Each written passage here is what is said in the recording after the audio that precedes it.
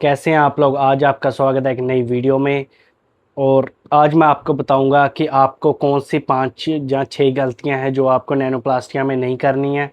मेरा नाम है मनप्रीत और मैं आज आपको सिखाऊंगा कि जो नैनोप्लास्टिया आप कैसे करते हैं और जो उसका प्रोसेस चलता है उसमें आपको कौन सी जो 5 या 6 गलतियां हैं वो नहीं करनी है। ले चलो चलते हैं मेरे साथ, देखते हैं कि कौन सी ऐसी गलतियां। जो पहली गलती है हमारी वो है कि जब भी आप हेयर वॉश करें आपको ये ध्यान रखना है कि जो हमारा हेयर है उसके क्यूटिकल्स ओपन हुए हैं, हो गए हैं या नहीं हुए हैं। वो आपको तब समझ आएगा जब आप उसको फील करेंगे कि हेयर खुरदरा हो गया है। क्योंकि जब आप हेयर वॉश करते हैं और शैम्पू करते हैं आपका जो हेयर है वो थोड़ा सा ड्राई ड्राई हो जाता है। और जब भी आप उसको ड्राई फील करते हैं, पीएच लेवल हाई हो जाता है, इट्स मीन जो कि आपके क्यूटिकल्स हैं वो ओपन हो चुके हैं। और अगर आप वो एक वॉश में नहीं हो रहे हैं तो आपको शैम्पू में सेकंड वॉश ज़रूर लेना है। समझ गए आप कि जब अगर आपका पहले वॉश में क्यूटिकल्स ओपन नहीं हुए हैं, प्रॉपर ऑयलिंग नहीं निकली है, तो आपको हमेशा सेकंड वॉश ज़रूर करना है। वो आपके फील करने के ऊपर है, आपके एक्सपीरियंस के ऊपर है।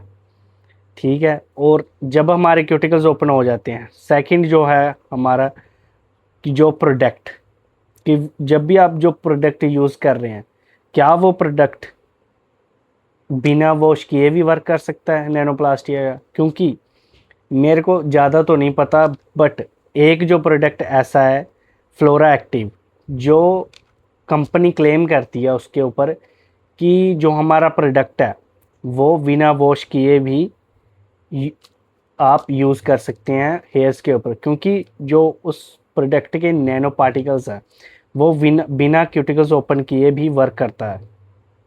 और हेयर के ऊपर कोई भी ऑयलिंग नहीं होनी चाहिए। वो ये प्रोडक्ट क्लेम करता है कि जो हेयर है उसके ऊपर कोई ऑयलिंग नहीं होनी चाहिए। हमारा हेयर जो प्रोडक्ट है वो बिना क्यूटिकल्स ओपन करे भी हेयर के ऊपर वर्क करता है। बस नेचुरल जो ऑयलिंग है वो चल सकती है, ये उन्होंने कहा है। थर्ड, जो हमारा थर्ड पॉइंट है वो ये है कि कितने मिनट तक छोड़ना होता है प्रोडक्ट। जब हम डिपॉज़िट करते हैं किसी क्लाइंट के हेयर के ऊपर, डिपॉज़िट करने के बाद जब जो हमारा हेयर है वो कहीं ज़्यादा थिक तो नहीं। अगर हमारा जो हेयर है वो ज़्यादा थिक है तो उसके अंदर जो हमारा जो प्रोडक्ट है वो हमेशा स्लो स्लो स्लो स्लो जाएगा अंदर तक। और अगर हमारा हेयर जो अंदर तक स्लो जाएगा तो उसको प्रोडक्ट को अ, अच्छे से वर्क करने में भी टाइम लगेगा। और अगर हमारा जो हेयर है कहीं वो ज़्यादा डैमेज तो नहीं, कहीं उसका जो ज़्यादा पोरस तो नहीं हेयर। क्योंकि जो हमारा हेयर है अगर वो ज़्यादा ड्राई होगा, ज़्यादा पोरस हेयर होगा, ज़्यादा थिक होगा, इट्स मीन उसके ऊपर हमें ज़्यादा से ज़्यादा टाइम तक रखना पड़ेगा, हमको विजुअली चेक करना पड़ेगा। क्योंकि जो कंपनी क्लेम करती है वो जस्ट 35 मिनट्स क्लेम करती है कि हमको जो प्रोडक्ट है वो 35 मिनट्स तक रखना पड़ता है। और अगर हमारे पास क्या जो हमारा हेयर है अगर वो पोरस ज़्यादा है तो क्या वो 35 मिनट में प्रॉपर वर्क करेगा? आंसर है नहीं, वो कभी नहीं करेगा। इसलिए आपको जब भी कोई अपने वो करना है हेयर के ऊपर, जब आप कोई भी वो करें प्रोडक्ट अप्लाई करें, उसको हमेशा विजुअली चेक करना पड़ेगा।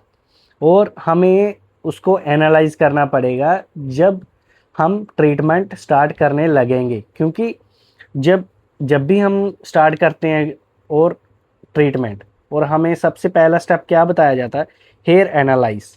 कि हमें हेयर एनालाइज क्यों करना होता है? हेयर एनालाइज इसीलिए करना होता है कि जो हमें चेक करना होता है कि जो हेयर है वो ज़्यादा डैमेज नहीं, पोरस नहीं, थिक है, थिन है, क्या है उसके अंदर, क्या ज़्यादा प्रोडक्ट पहले तो नहीं यूज़ करे हुए, क्या उन्होंने ज़्यादा कलरिंग तो नहीं करी हुई, ज़्यादा डाई वगैरह या कुछ भी लगा रखा हो। हमें हेयर एनालाइज इसीलिए कहते हैं कि हमें हेयर एनालाइज सबसे पहले करना होता है। और स्ट्रेंथ ज़्यादा होती है किसी हेयर पे और 35 मिनट तक रखेंगे तो हेयर एनालाइज कैसे, मतलब है ना। उसको करो फर्स्ट, देन चेक हेयर कैसे है, उसके हिसाब से आपको हेयर विजुअल चेक करके उसी के टाइमिंग का हिसाब लगाना होता है। समझ गया कि मतलब कि आपको कभी कभार हेयर ऐसा हमें मिल जाता है जिस हेयर पे हमें 60 टू 70 टाइम तक हमें रखना पड़ जाता है, टू 70 मिनट तक, क्योंकि अगर हम कम देर तक रखेंगे तो हमारा रिज़ल्ट नहीं हमें मिलेगा।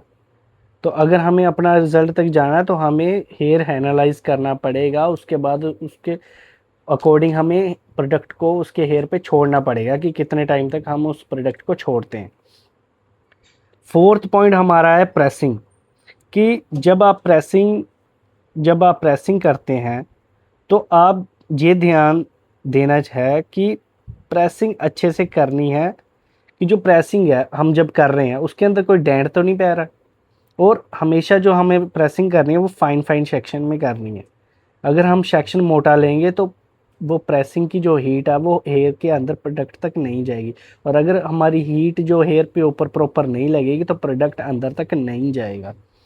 इट्स मीन, और हमें जो प्रेसिंग करनी है वो हमें 230 डिग्री पे करनी है,